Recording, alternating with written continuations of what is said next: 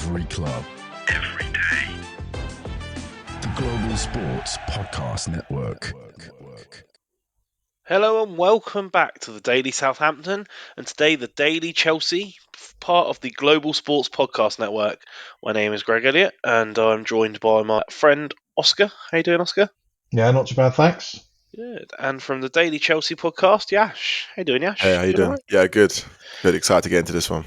Yeah, good. So it's a midweek game, a clash at Stamford Bridge on Tuesday night, or tonight as you're listening, coming up as we talk about it and preview it. And I guess let's start from the Chelsea side of things, not on the hottest streak at the moment. Yash, how you feeling about it?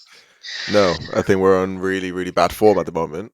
Yeah, like it's quite disheartening when you're talking about Chelsea when they're losing, but it's more of a thing of I think we need 3 points, and that could be with anyone.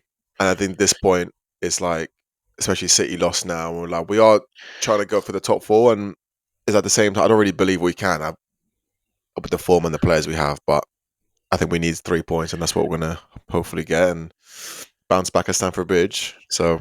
That's it. Well, I mean, from a Saints perspective, it's been a bit of a season where we tend to be the ones breaking people's poor form. I've noticed that Cole Palmer's struggled a bit the last few games, so he'll probably score a hat trick against us. But what do you see from your perspective that sort of caused this poor run? Is there anything that's changed that sort of like become the missing piece, or is it just all of a sudden out of the blue? I think the reason why this happened is because we haven't changed. So Maresca's tactical inexperience has really shown. So at the beginning of the season, he did a little something different where he would invert a fullback into the midfield. So like it'd overload the midfield, then progress into the forwards. But now teams are clicking on, be like, okay, let's just put another man in the midfield. And that's literally nullified the whole Chelsea. And that's the problem where the reason why we've been so poor is because we haven't changed. So we have been the same and expecting teams just to be like, oh, no, it's like nothing's wrong. We're just going to walk through this team. And then you put a man on Cole Palmer and game's done. So it's that. There's a lot of inexperience. And I'm not going to blame injuries because we haven't had that many injuries. It's just like a tactical inerrance from Maresca. And he's still inexperienced. It's his first job in the Premier League, which is that in itself for a team like Chelsea shouldn't be having managers like that. But sums it up, I think that's the biggest reason. Yeah, that is the biggest reason. You mentioned that because I seem to recall, and I haven't done research into this, so don't quote me on it, but I seem to recall last season with Leicester, they had something similar where they were unbelievable for the first sort of half of the season. Obviously, slightly different given the level of quality of the squad compared to the Championship, but towards the end of the season, people started to work them out a little bit, and I wouldn't say stuttered over the line, but they were certainly not quite as convincing as they were at the beginning of the season. So maybe... No, completely agree. I think the reason why they won the league was because everyone else was terrible. So the reason why they won it is because Leeds obviously not going to do it, and no one else is going to step up to the plate for first. That's why you won it. And this is, I think, considering the stature of Chelsea, especially so we won the Champions League 4 years ago. People forget about that. And we hired a manager which is his first season in the Premier League. Well, first season top flight, never mind just Premier League. It could be anything. So, yeah, it's just lack of awareness, lack of ambition from the owners. And it does stem down, unfortunately. It's a tricky one, though, to be fair, because we know all about Pochettino, and I would have thought that's a match made in heaven, and that was going to work really well. And that's okay. He's not necessarily won lots and lots, but a proven manager at the top level, and it didn't really work out. So maybe that's why they've gone down the other route. Yeah, there's a lot of reasons. I think so. I think the owners can't work with people who have their own opinions. I think the owners need a yes man. Prime example, Maresca, who's his first season of top flight, and he's just excited to be there. Where it seems like, to be honest, so he'll just say yes to everything that the board says, and it's like I know a few coaches for the under-21s at Chelsea. Todd is very clear with the idea, which is we want these young players to go in, but at the same time, you can't expect these young players to go in and then get top four, which we need. So it's just a downward spiral as itself. Yeah, it's interesting, but you say you're not so confident on top four, but I mean it's a pretty tight knit group up there. You're only a couple of points away. Is that a successful season, top four? And I mean, you got the Conference League as well. Do you Yeah. feel like that's sort of in the bag, or is it not Well, even a concern at this point? Like, I think what? I think Conference League we should be winning, and I reckon if Maresca does get knocked out the Conference League, I think there's a big question mark around them because those clubs. I think the only big club that is in the Conference League is Real Betis. I think the only person who's going to stop is Anthony, isn't it? So that's the whole thing of he's the only player that's going to stop us. But it comes down to just management of the whole club is just not in the right place, and it's top four, and the Conference League will be amazing, successful season considering where we are. And for me, like I think for Chelsea to get top four, we need teams like Bournemouth, Newcastle, and City to actually drop off for us to win. It's not like it'll be a tight knit and like everyone's winning. It's more of a let's hope they lose and we get a point here and 3 points there. Yeah. It's interesting considering at the beginning of the season, I don't think many people looked at it and thought Chelsea are going to do really well this year, given the whole situation with the amount of players bought, the amount of money spent, but not necessarily, on lots of players. That was it's a big squad, and I think people looked at it and weren't sure how it was going to work. And is Maresca almost a victim of his early success now because you did so well at the beginning and everyone was saying, "Are you title contenders?" and this, that, and the other. And now maybe it's sort of starting to equal out a little bit as to where we possibly thought. Yeah, I think it's more of a thing of like he's come in, he got like fresh ideas, and he's the only manager that actually implemented that style of putting a fullback in the midfield. We have 3-3-5-2, so that we have so many players flooding the midfield. And I think Lavia is a really big. I know, like Lavia very well, and Lavia is a big part of how Chelsea play with Maresca. And unfortunately, he has glass knees. He's never fit, unfortunately. And I think having him out has really affected the way he plays because Caicedo's like he's burnt out now. Like he's played every single game. He's absolutely burnt to the ground. Like it's just like I can't imagine how he feels like playing that midfield with that much pressure. But kind of again, I think he has been a victim. But at the same time, is he needs to adapt and like all these really good coaches, and then so like it's like I understand he hasn't had the players to play. I think I think it's like our boys at Chelsea. We always say we can't contend for the league or even compete without 3 world class positions, which is a goalkeeper, centre back, and a number 9. Those 3, you cannot compete for any trophy. Maybe you can scrape an FA Cup or a Carabao Cup, but you can never compete for the big trophies, Premier League and Champions League, without those 3 being world class. And this is why I say we have a goalkeeper who miles out breadsticks in his hands, and then we have centre halves who haven't even finished GCSEs, and it's just such a weird situation where we don't know where to go.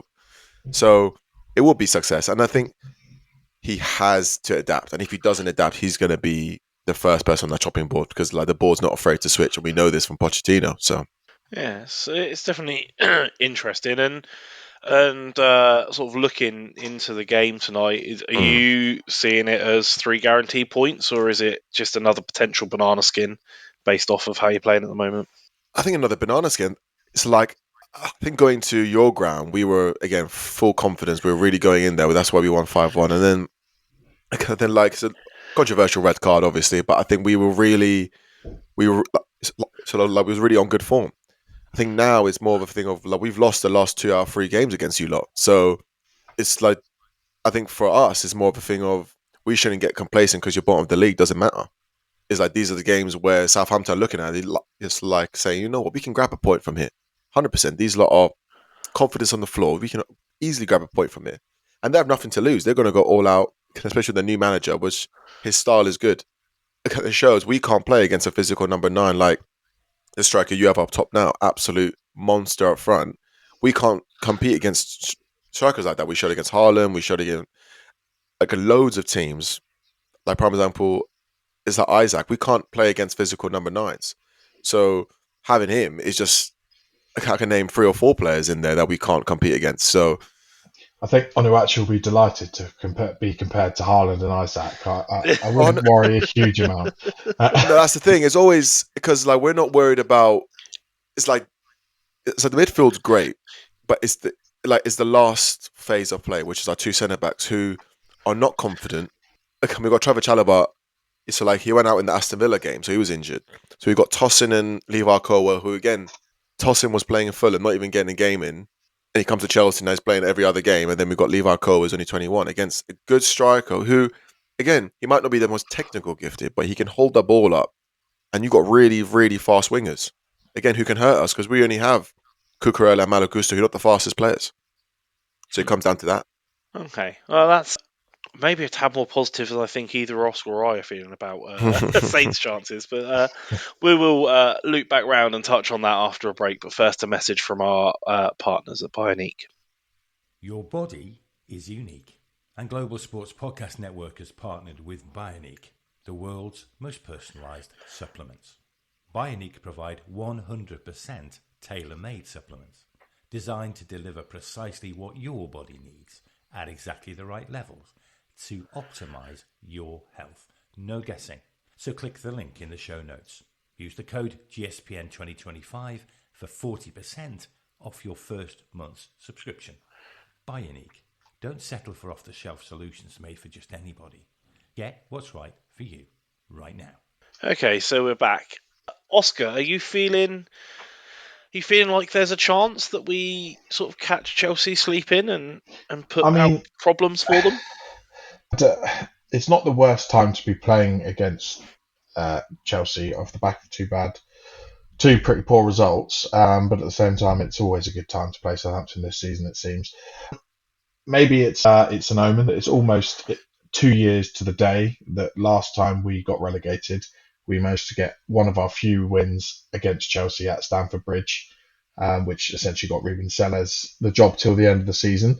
So maybe there's an omen in there, but I just think it depends on if Juric backs up what he said, if he's going to change something, but that could go completely one way or the other. So it sounds like if he's going to change something, it might be experimental and completely go wrong, and we end up on the back of another hiding. I mean, I've seen some stats recently. We've conceded 14 goals.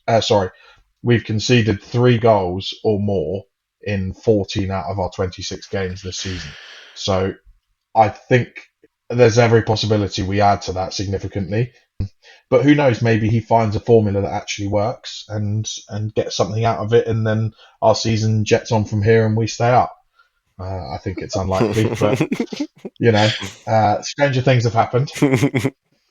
I don't know. I don't know at this point if stranger things have happened. I think that might genuinely be the most incredible footballing thing I'd ever seen. I really think that if we, at this point of the season, put on a run and stay up, it's probably more odds-defying than Leicester winning the league. Surely. Yeah, probably. Yeah, around I think that. certainly with the mentality that's around the club at the moment, like I think an article I read today was saying that the players look like they're on the beach. They look like they're mid-table. They're set. They can't go up. They can't go down, and they're just chilled. And I'm sure that's not the case. But yeah, you're right. A mentality shift like that is going to be tricky. But maybe it's just something to build on. And even if it just ends up that we break target number 1, break the Derby record. Target number 2, maybe try and catch Leicester or Ipswich and just make it look, at least from the outside, like we had a bit of a go. Yeah. It's an interesting one. There's obviously concerns about the physical presence of Tall Paul or the pace of Sulemana catching you on the wing.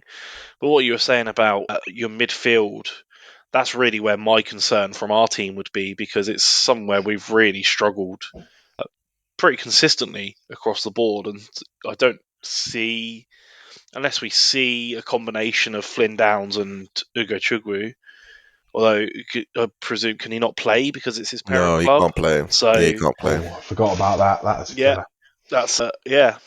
That's it's got to be Flynn coming in then, and that's a concern as well. So there's a chance we just get overrun in the middle and don't even get it far enough forward to cause a problem.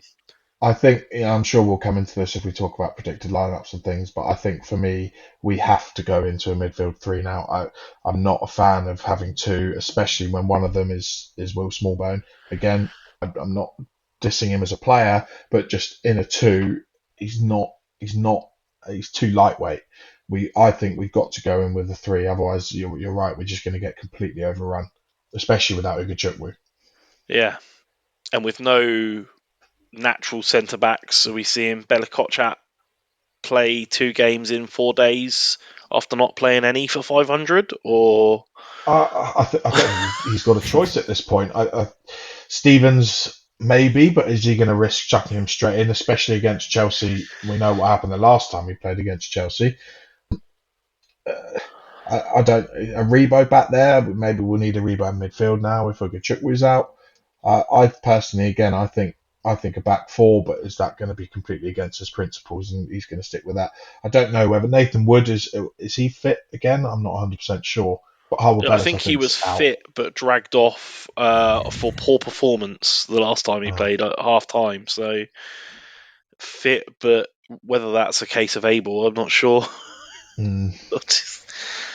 Yeah, there are some serious points of concern, that's for sure. Yeah, I think so. And I think that's us trying to be positive, to be honest. God, you're making me feel better.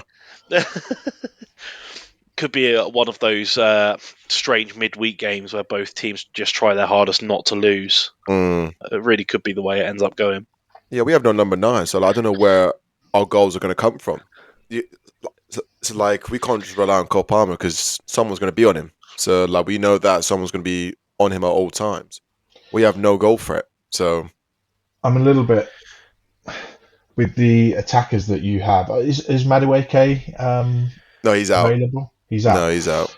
Yeah. Well, we have this man for man system, and again, he said that he's going to change things up. So whether they'll do it again or not, I'm not too sure. So our centre backs like to come out and come roaming and come looking for the ball. So that does open up that space behind which someone like Madueke would have been a concern for, maybe in Nkunku, and even Palmer to an extent, if they're tracking him and leave that space in behind. Could be we have probably Neto is your biggest threat. He's unbelievably fast, and I think having someone like him is we're going to need someone like him. I think he hasn't provided as much as I think us Chelsea fans would have provided, but I think he's our only source of goals. And Kunku's might as well play with the under 14 up front. He does nothing, and is like we have Neto and Cole Palmer who are only threats, and can't rely on those. We need a number 9, and obviously in January we didn't get number 9. Like most clubs didn't. I think I get that, but I think we needed one. And my thought process is if we don't have a number 9, why don't we just play one of the under 21s in there? It's we might as well. We have nothing to lose. And Nkunku's not going to do anything special. We haven't seen him do anything special since the beginning of the season. Since last season, actually, because it's the second season with us. So for us, I'm not sure if Chelsea fans will agree with me, but we might as well play with the under 21 up front. Might as well give them a chance. Who knows? So. And what about Jackson? Because he's sort of, I think he initially flattered to deceive a little bit, and people weren't particularly impressed. Went on a bit of a run, did really well, and seems to have sort of faded away recently. Is he injured or? Well, so he's injured maybe till probably end of March. That's what they say. But at the same time, it's like even before he got injured, he hasn't scored in 7 games. So people forget about that. People forget. I get it. We need a number 9, and he has scored. But at the same time, he gets roughly 3 or 4 chances a game. He only scores 1 or 2. I say only, but at the same time, you need a striker with maybe 2 or 3 chances, scores a couple, scores a goal in there, and it's unfortunately we don't have that. And we won't have that because that's our board bias for the future, and not immediate success, which is very silly for a club like Chelsea. But that's for another day of me ranting. Okay, so I mean, both sides, I guess, are feeling very cautious. It could at least make for an entertaining game. We're going to come back with some predictions and how we think we're going to get on. But first, a message from our partners at Zencastr. So here at the Global Sports Podcast Network, we spent a lot of time selecting our delivery platform, and Zencastr came out the clear winner. With 4K video recording from your phone and AI editing that automatically removes all those ums and ahs, it's super easy to start a podcast that sounds great and is delivered efficiently. If you're ready to tell your story, check out the link in the show description to learn more about Zencastr. Okay, and we're back. Oscar, I'm going to throw it over to you first. How are you feeling? What do you think the score's going to be? Well, I think my predictions have been fairly mixed bag this season. When I've gone with my head, I think actually most of them have been pretty close. I went with my heart a little bit last week, and yeah, that wasn't a good idea. I was pretty far off that one. So I think, and it's a bit of a depressing statement to say, but heart, I'm going to go with a 1-1 draw, and I would 100% take that. A cautious, nervy, both teams struggling to score. That would be a positive for me, a real positive. To be fair, I'd snap your hand off for that right now. But head, I think 3-1. I think a 3-1 loss. I think I can't see improvement over the last couple of weeks, and I think Chelsea, all right, they might not be able to score, but to be honest, we make it pretty easy for teams to score. So you don't need a good number 9. I think someone will pop up with a goal somewhere, and then yeah, I think a 3-1 loss and maybe a Suleiman consolation. Okay, and Yash, how are you feeling about the game? What do you think is going to happen? Yeah, I think we need 3 points, and I think the manager knows that as well. He is getting question marks now a lot from the fan base. I think he needs this just to kick on. Now we have a few games, like next 2-3 games are in favour for us. We're at home for the next 2, so we are going to try to use that to our advantage. And I think a 2-1 win is I don't think it's going to be a battering, and I think it'll be a close game. I think it'll be like Southampton have nothing to lose, and really going at Chelsea, especially our goalkeeper problems. But at the same time, I think we will have. I think the players will want it enough, and we hope so, because if it doesn't, then a lot of question marks, not only for the manager, but for the players as well. So 2-1, 2-1 win. Okay, nice. Honestly, not getting battered might be the biggest positive we can look for. If we can test your goalkeeper, great, maybe there's a chance. But actually, at the weekend, we only managed, I think, 0.13 xG, which I think is the lowest I've ever seen in any football ever. I think our only shot on target was an accidental cross. Look, I haven't predicted a Saints loss yet this season, and I don't think I can bring myself for it to be the first today. I've got to go into the game feeling positive to bring myself to watch it. I think that maybe we sneak away with a 1-0 win. Miraculously, it'll accidentally bounce off of Torpal's head into the net or something, and then we'll just stick all 11 players on the line and see it out. And that would be a marked improvement as well. The ability to defend and get behind a result would probably be one of the best things we've seen this season. So that's how I'm going to fall. So fingers crossed. Anyway, it promises to be an entertaining game at least, and to see who puts the more fight in to improve back to the ways of the expectations. Yash, thank you very much for joining us today. No, thank you so much for your time. It was great. Thank you. Oscar, as always, thank you for being here. We will be back tomorrow to review all of the action and how it went down. Until then, we will see you next time. Every club, every day. The Global Sports Podcast Network.